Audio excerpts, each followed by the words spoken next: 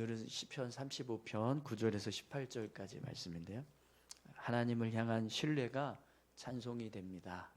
이런 제목으로 같이 함께 말씀을 나누겠습니다. 어제 우리 말씀 1절에서 8절까지 함께 말씀을 보았는데요. 어제 이제 본문의 내용이 다윗이 하나님께 도움을 구하는 간구의 모습이라고 말씀을 드렸습니다. 그런데 그 내용은 하나님을 향해서 피조물이 하나님께 도움을 구하는 어떤 그런 요청이라기보다 마치 부모에게 자녀가 도와달라고 이야기하는 것처럼 굉장히 이제 일방적으로 다윗이 하나님께 도움을 요청하는 그런 모습들을 볼 수 있었습니다. 사실 하나님을 향해서 피조물인 우리가 뭔가를 도와달라고 할 때 그 도움을 구하는 모습은 하나님을 뭔가 이렇게 섬기는 자의 모습으로 이야기하는 이제 그런 모습이 필요합니다. 우리가 하나님을 무슨 이렇게 동전 넣어서 버튼 누르면 하나님이 우리 삶을 그냥 무조건 다 들어주시고 응답하시는 그런 자판기처럼 여기면 안 됩니다. 그죠? 하나님 경외해야 되고 하나님 앞에 더 겸손한 모습으로 서야 되고 하나님 앞에서 내 자신이 정말 죄인 되지 않기 위해서 아주 낮은 자의 모습으로 서는 그런 겸손함이 필요하거든요. 그런데 다윗의 고백 1절에서 8절까지 내용을 보면 그런 겸손함이 보이지 않아요. 다윗이 하나님을 향해서 도움을 구할 때 그 고백 속에는 마치 하나님 내 편이죠? 나를 위해서 하나님 도와주셔야 되는 거 맞죠? 이렇게 이야기하는 것처럼 보여진다는 거예요. 그러니까 그만큼 지금 다윗이 하나님을 향해서 굉장히 무례하게 도움을 구하는 그런 고백들을 우리가 어제 말씀을 통해서 보았습니다. 그런데 그렇게 할 수 있었던 이유가 다윗과 하나님의 관계 때문이라고 말씀을 드렸어요. 그러니까 자녀가 부모에게 그렇게 무례하게 요구해도 부모가 자녀를 향해서 도움을 줄 수 있는 그 모습처럼 하나님과 다윗도 그런 언약의 관계였기 때문에 하나님께서 다윗이 무례하게 하나님을 향해서 도움을 구하는 그런 고백을 해도 그걸 책망하시거나 뭐라고 말씀하시지 않고 오히려 다윗의 그 간구를 응답해 주시는 그런 은혜를 주신다라고 우리가 이제 말씀을 함께 나눴습니다. 근데 여러분 오늘 이제 본문 말씀을 보면 오늘 본문은 또 달라졌어요. 분위기가 완전히 바뀌었습니다. 9절 10절을 보면 하나님을 향해서 다윗이 어제 그렇게 막 애걸복달하면서 하나님께 도와달라고 했던 그 고백과 전혀 상반된 고백을 하는 걸 보게 됩니다. 여러분 9절 10절 말씀을 한번 보시죠. 내 영혼이 여호와를 즐거하며 그의 구원을 기뻐하리로다. 내 모든 뼈가 이르기를 여호와는 여호와 같은 이가 누구냐? 그는 가난한 자를 그보다 강한 자에게서 건지시고 가난하고 궁핍한 자를 노력하는 자에게서 건지시는 이라 하리로다. 아멘. 앞에서 1절에서 8절을 보면 하나님 저를 도와주세요. 제 편이 돼주세요. 저를 대적하는 악인들을 멸해주세요. 천사 보내서 그들을 쫓아내주시고 그들을 진멸해 주세요. 막 이렇게 간구하던 모습이 기록되고 있는데 9절 10절에서 갑자기 하나님을 찬양합니다. 하나님을 즐거워하겠습니다. 하나님의 구원의 은혜에 기뻐하겠습니다. 내 뼈가 고백하는데 하나님은 가난한 자를 그보다 강한 자에게서 건져주시는 분이고 가난하고 궁핍한 자를 노력하는 자들에게서 건지시는 이십니다 라고 고백할 겁니다. 이런 고백을 하고 있어요. 갑자기 막 하나님을 향해서 막 도움을 구하다가 이번에는 이제 돌변해서 하나님을 찬양합니다. 하나님의 구원을 기뻐하겠습니다. 이런 고백을 지금 하고 있다는 거죠. 여러분 갑자기 이렇게 다윗이 어떻게 이렇게 바뀌었을까요? 앞에서는 막 도와달라고 막 애걸복달 하더니 갑자기 또 하나님 찬양한다고 막 고백하는 이런 찬송의 고백을 하고 있습니다. 어떻게 해서 이런 고백을 다윗이 할까요? 여러분 지금 이 9절 10절의 내용을 보면 마치 다윗이 지금 어떤 삶의 문제가 다 해결된 것처럼 하나님께서 나를 구원해 주셨다고, 그 구원 때문에, 그 구원의 은혜 때문에 기뻐하겠다라고 그렇게 고백하는 것처럼 보입니다. 하나님께서 정말 내 삶의 어떤 문제를 다 해결해 주셔서 삶의 문제들이 다 해소되고 난 이후에 내가 하나님의 그 은혜 때문에 감사하면서 하나님을 찬송하겠습니다, 이렇게 고백하는 것처럼 보이거든요. 그러면 정말 다윗의 삶의 문제가 다 해결됐을까요? 아니요. 오늘 본문의 내용을 보시면 여전히 다윗의 삶의 문제는 그대로 남아 있어요. 10절에 11절에서 13절까지 한번 보십시오. 불의한 증인들이 일어나서 내가 알지 못하는 일로 내게 질문하며 내게 선을 악으로 갚아 나의 영혼을 외롭게 하나, 나는 그들이 병들었을 때 굵은 베옷을 입으며 금식하여 내 영혼을 괴롭게 하였더니 내 기도가 내 품으로 돌아왔도다. 아멘. 지금 다윗의 삶에는요, 불의한 증인들이 일어나서 내가 알지도 못하는, 내가 행하지도 않았던 일에 대해서 이야기하면서 저 나쁜 놈 이렇게 막 지금 거짓 증언들을 막 하고 있다는 거예요. 내가 어떤 사람들에게 막 선을 베풀었어요. 그들이 어려운 일을 당하고 있을 때 막 슬퍼하면서 그들을 위해서 중보하고 기도해줬던 그런 모습이 있었어요. 그런데 그들은 오히려 나를 향해서 막 대적하는 일을 하고 있다는 거예요. 내 영혼을 해치기 위한 일을 하기 위해서 막 힘쓰는 모습이 되고 있다는 겁니다. 그러니까 지금 다윗의 삶의 모습은 1절에서 8절까지 고백했던 그런 하나님을 향한 도움을 구하는 그 간구의 모습이 여전히 존재하고 있다는 거예요. 문제는 하나도 해결된 게 없다는 거죠. 14절에서 17절까지도 한번 보십시오. 내가 나의 친구와 형제에게 행함같이 그들에게 행하였으며 내가 몸을 굽히고 슬퍼하기를 어머니를 곡함같이 하였도다. 그러나 내가 넘어짐에 그들이 기뻐하여 서로 모임이여 불량배가 내가 알지 못하는 중에 모여서 나를 치며 찢기를 맞이 아니한도다. 그들은 연회에서 망령되이 조롱하는 자 같이 나를 향하여 그들의 이를 갈도다. 주여 어느 때까지 관망하시려 하나이까. 내 영혼을 저 멸망자에게서 구원하시며 내 유일한 것을 사자들에게서 건지소서. 아멘. 14절에서 17절까지 보시면 더 분명하게 지금 다윗의 삶에 1절에서 8절까지 그렇게 간구했던 그 고백이 계속 필요하다라는 걸 알 수 있습니다. 그죠? 내가 형제처럼 친구처럼 지내던 사람들이 나를 어떻게 하면 해칠 수 있을까? 이걸 지금 막 모의하고 있습니다. 내가 넘어졌는데 그걸 보면서 막 기뻐하고 즐거워하고 있다.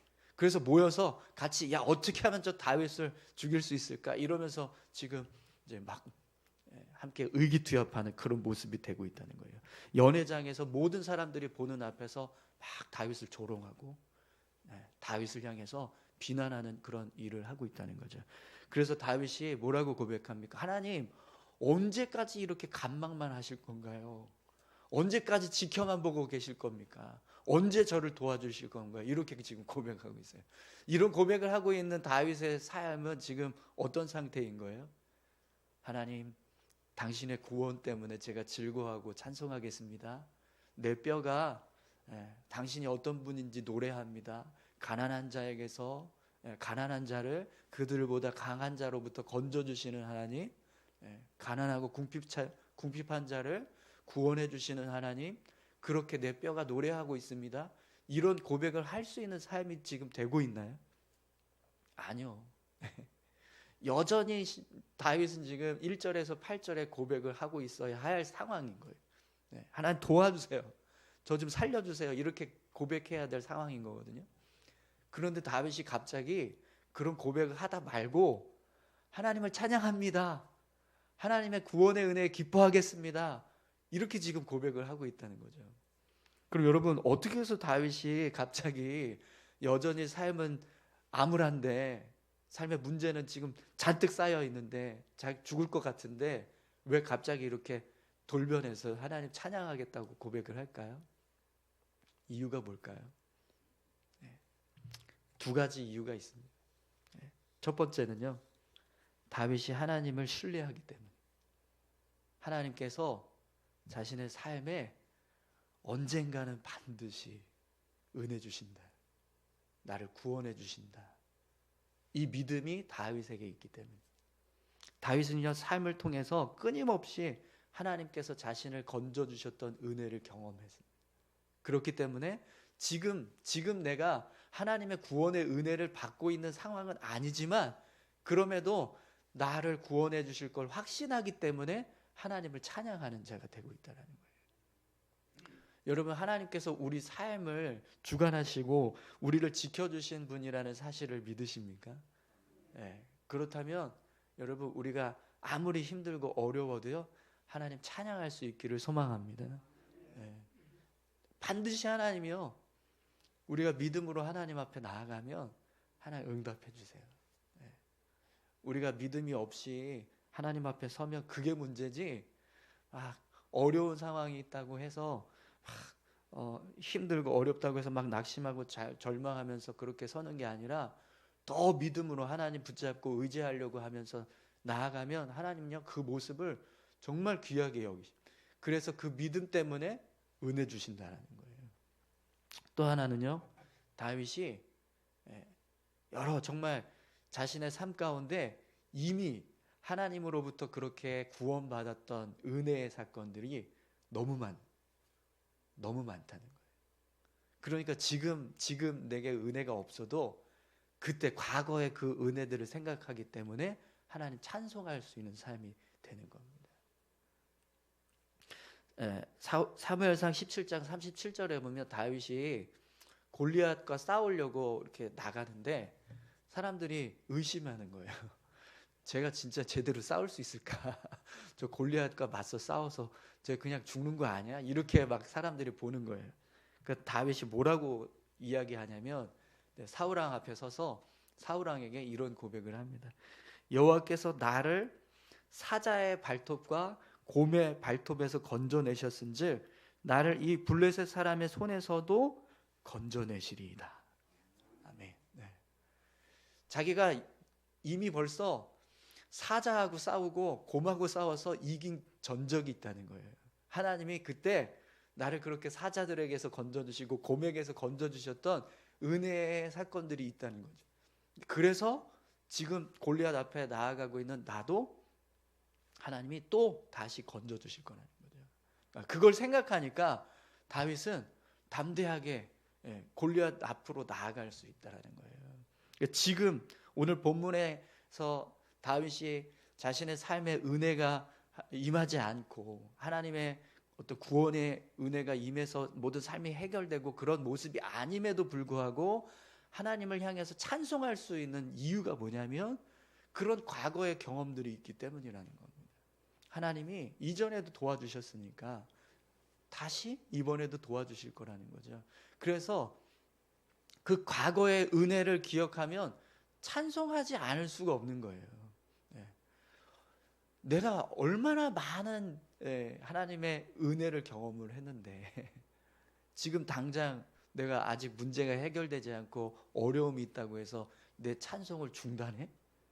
그건 말이 안 되는 겁니다. 그죠? 하나님의 은혜를 생각하면 생각할수록 아무리 힘들어도요 찬송할 수밖에 없는 삶을 살게 되는 거죠.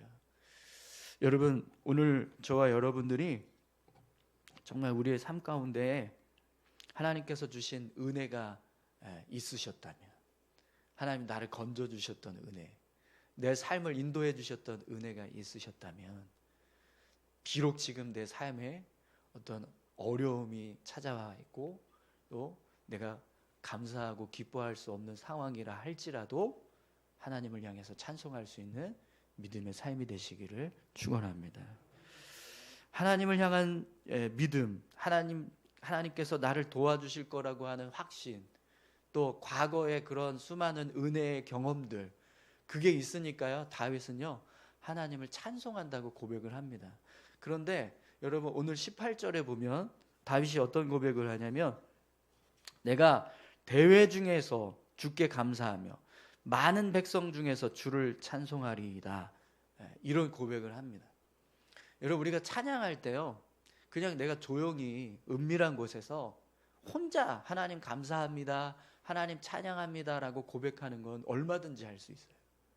그런데 수많은 대중들 앞에서, 많은 사람들이 보는 앞에서 내가 하나님께 감사하겠습니다, 하나님께 찬송하겠습니다, 이렇게 고백하는 건 쉽지 않습니다. 하나님을 향한 믿음이 확고하지 않으면 그렇게 고백하는 것이 쉽지 않아요. 여러분, 연예인들이 이렇게 연말 되면 시상식 하잖아요. 뭐 이렇게 영화 배우들이 뭐 이렇게 무슨 영화제에서 시상식도 하고 뭐 백상예술대상 뭐 이런 거 하잖아요. 근데 그때 앞에 나와서 상 받으면서 모든 영광을 하나님께 돌리겠습니다, 이렇게 고백할 때 그 고백이 쉬운 고백일까요? 굉장히 어려운 겁니다. 그런 고백을 했다는 건 내가 그리스도인이라는 걸 모든 사람 만천하에 노출시키는 거거든요. 하나님을 향해서 영광을 돌리겠습니다라고 하는 고백하는 것 자체가 이 사람이 하나님을 믿는 사람이라는 걸 보여주는 거예요. 근데 연예인들은 대중의 시선을 굉장히 의식하면서 살아야 되잖아요. 근데 그리스도인들을 향한 이 대중의 시선이 어떻습니까? 곱지 않아요. 그죠? 기독교인들을 향해서 막 개독교라고 이야기하고 그리스도인들 다 마치 나쁜 사람들인 것처럼 그렇게 치부하는 세상에서 지금 우리가 살고 있잖아요. 근데 그런 사회에서 내가 하나님께 모든 영광을 돌립니다, 이렇게 고백하는 건요, 내 자신의 정체성, 신앙의 근본을 다 드러내는 모습이 되는 겁니다. 그러면 그걸 할 수 있다라는 건 그 사람의 마음에 어떤 확신이 있다는 거예요. 하나님이 내 삶을 주관하시는 분이라는 사실을 분명하게 믿는 믿음의 고백이 있다라는 겁니다. 그 고백이 없으면 많은 사람들 앞에서, 대중들 앞에서 하나님을 찬양합니다, 하나님께 감사하겠습니다라고 하는 고백하는 건요, 쉽지 않다라는 거예요. 네. 우리가 교회 앞에서, 성도들 앞에서 찬양하는 거 얼마든지 할 수 있어요. 근데 이 자리에 믿지 않는 수백 명이 서 있다고 생각해 보세요. 그들은 하나님을 부정하고 하나님 알지 않아요. 하나님 신뢰하지도 않아요. 근데 그들 앞에서 내가 여호와를 찬양합니다라고 한번 고백해 보세요. 그 고백이 얼마나 힘든 고백이겠습니까? 근데 지금 다윗이요, 그걸 하겠다는 거예요. 내가 대회 중에서 주께 감사하며 많은 백성들 앞에서 주를 찬송하겠습니다, 이렇게 고백하고 있다는 거죠. 다윗이 이런 고백을 할 수 있는 이유는요, 하나님을 향한 확신이 있기 때문에. 내 삶을 구원하실 하나님, 내 삶에 은혜 주실 하나님, 나를 지금도 지켜주셨고 전에도 지켜주셨고 이제도 앞으로도 지켜주실 그 하나님, 그 하나님에 대한 확신이 있으니까 하나님 찬양한다고 고백할 수 있는 겁니다. 오늘 저와 여러분들에게도 이런 믿음의 고백이 있기를 소망합니다. 하나님, 제가 모든 사람들 앞에서 내가 어느 곳에 있든지, 내가 믿는 사람이든 믿지 않는 사람이든 그들 앞에서 하나님 찬양하겠습니다, 하나님께 감사를 고백하겠습니다, 이런 삶을 살아갈 수 있는 그런 믿음의 확신이 우리 안에 있기를 간절히 소망합니다. 우리 같이 함께 기도하실까요? 다윗의 삶은 지금 뭐 전혀 문제가 해결된 것이 하나도 없습니다. 그럼에도 불구하고 하나님을 향한 확신 때문에, 하나님을 향한 믿음 때문에 다윗은 하나님께 찬송한다고 고백합니다. 그 고백이 귀할 수밖에 없는 것은 여전히 삶에 문제가 있는데, 지금 나는 힘든데 근데 하나님을 찬양한다는 거예요. 그 모습을 하나님께서 분명히 귀하게 여기실 줄 믿습니다. 오늘 우리의 삶이 다윗과 같은 그런 찬양의 고백을 할 수 있는 믿음의 삶이 될 수 있기를 소망합니다. 내가 어느 곳에 있든지 하나님을 찬송하고 하나님께 감사할 수 있는 그런 삶을 살아갈 수 있게 해달라고 우리 다 같이 함께 기도하시겠습니다. 하나님 아버지, 감사합니다. 우리를 붙들어 주시고 인도해 주시는 줄 믿습니다. 하나님, 지금 내 삶